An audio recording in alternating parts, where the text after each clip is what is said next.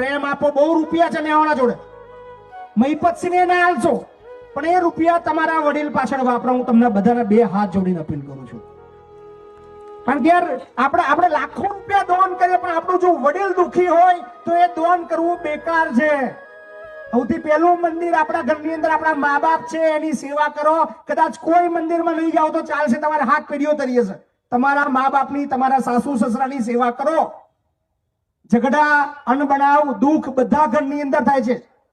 હું આ મોટી મોટી વાતો કરું છું, મારે મારા ધર્મપત્ની જોડે ઝઘડા થાય છે, બધાના ઘરની અંદર થવાના, પણ એનો મતલબ એ નથી કે આપણા ઘરની અંદર જે વડીલો છે એનું માન સન્માન ના જળવાય. આ બધાને અપીલ છે, પ્લીઝ તમારા વડીલોની સેવા કરો.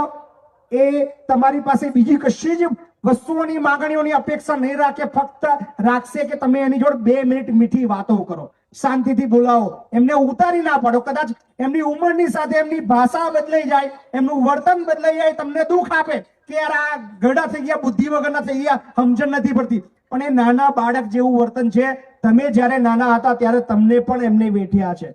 સો બધાને અપીલ છે, તમારા વડીલોની સેવા કરજો. મહીપતસિંહને ના આલશો, કોઈને ના આલશો. તમારા મા બાપ પાછળ પૈસા જેટલા બને એટલા વાપરજો, તમારી હાથ પેઢી તરી જશે. સો